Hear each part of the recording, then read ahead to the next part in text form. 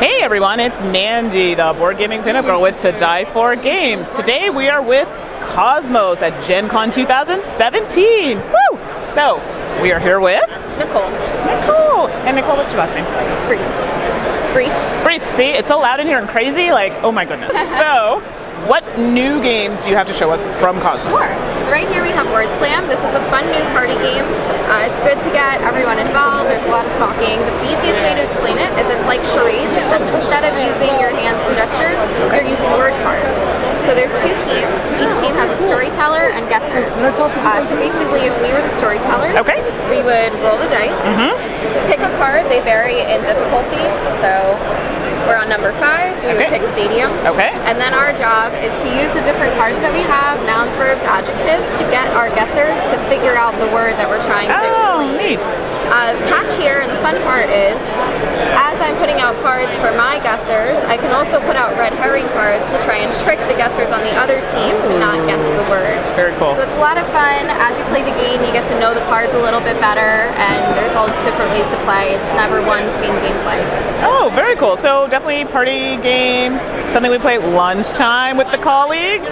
Don't go too crazy. Party game, good for families, good for friends, good for game nights. Very cool. And I know this one is available now, or? Yes, this is available now. It came out this year, just a few months ago. Okay, very cool. So there you go. Word Slam, and I know it's really popular amongst the gamers at Con, so we got to check that out.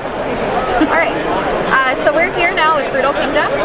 This is a fun new game. It's nice and easy to travel with. Basically, the ultimate goal is to kill off all of your opponents. Oh, wow. So you can play up to 4 players. Definitely a nice switch from Word Slam. Yeah, it just gets right to it. I like that. You get these different cards here that give you the points and also who kills who. So, simply put, you're going to start with 4 cards, 2 dark, 2 light. It's a beautifully designed game. The Queen's Court and the King's Court is what they stand for. Nice. And each side, you're going to pick cards and hand them off to your opponents that you will eventually kill them off. The idea is to get the most points. So the different colors at the top of the card determine how many of these you get. The catch is at the end, if there's none left on this pile, these are not worth anything. If there's 10 left, then each individual chip is 10 points. Okay. So it's fun. It's a very strategic board game. It's Brutal Kingdom. Very cool. And how long does this one play in? It's about half an hour. Half an hour. Okay, so it's still in a good amount of time. Also, I noticed something as well. We talk a lot about inclusivity in games, and something I always notice is issues for people who are colorblind. And I notice here it's great because you have the color, but they also have the symbol on the card to be able to tell which token that you're able to take. So that's really important. Awesome. And this is available now, or?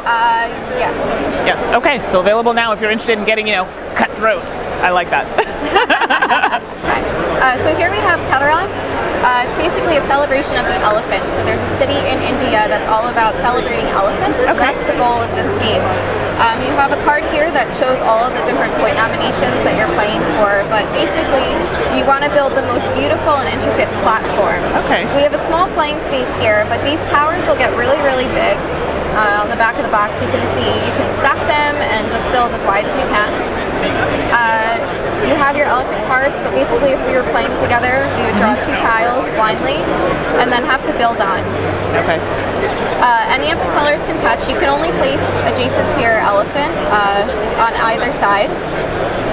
And so what we're doing is building segments of color. So here you'll see 2 purple, 2 green, the red. What you can't do is have more than 2 segments of color unless it is the color you're playing. So this would be fine. Okay. If I was purple, at the end of the game I would have to flip this tile over and lose that point. Right. You count up all the elephants on each tile at the end of the game. Whoever has the most points win. Okay. You can also stack, so if I wanted to move and keep building on the red, I would draw the red card right up here with the elephant over. So it's a lot of fun. This one's up to 5 players.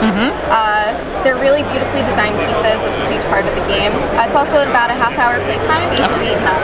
Very cool. So it seems really straightforward. Would you compare it to like a Carcassonne or something like that, where you're tile laying, building areas, gaining points on those areas. Yes. Okay, so something like that. So your Hearthstone lovers, this might be something you like, or if you just generally like a tile laying game, I mean, can't go wrong. And it's beautiful. I love the colors and I love the theme behind it. So definitely looking forward to playing this one.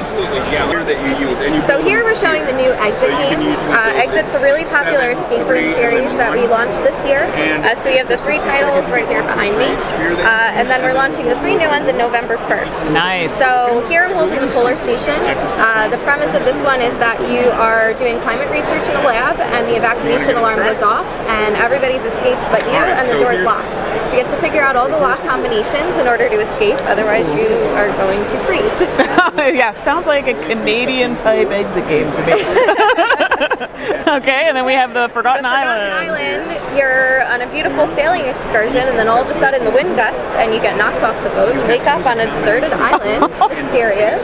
Everything is locked, so you have to figure out all the different lock combinations in order to escape the beach and get back to safety. Wow, that's amazing.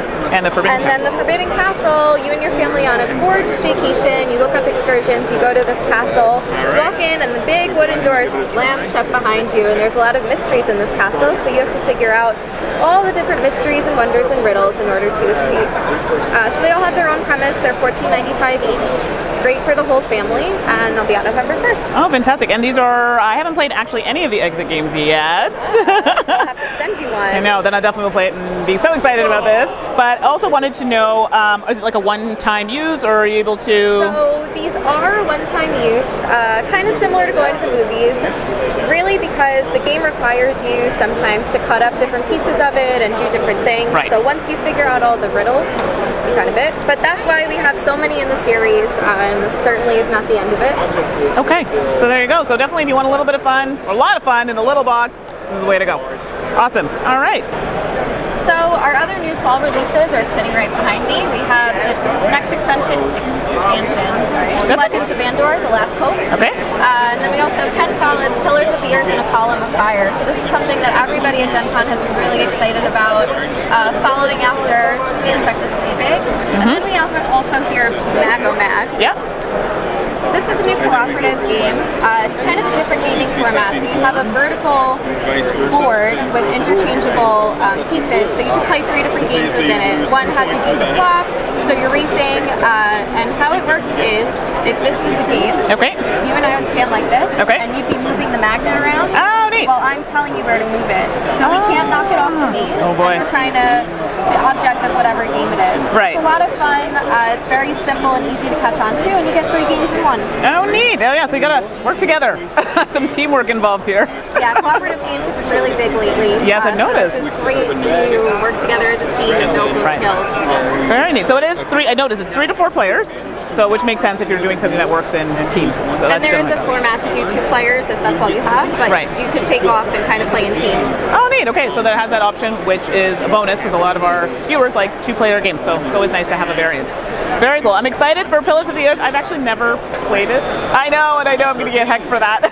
It's on the list, but it's cool to see that this, and then it's coming out with. So this is an expansion. So this is the new, Column of Fire. Right. So I'll now have to try both together.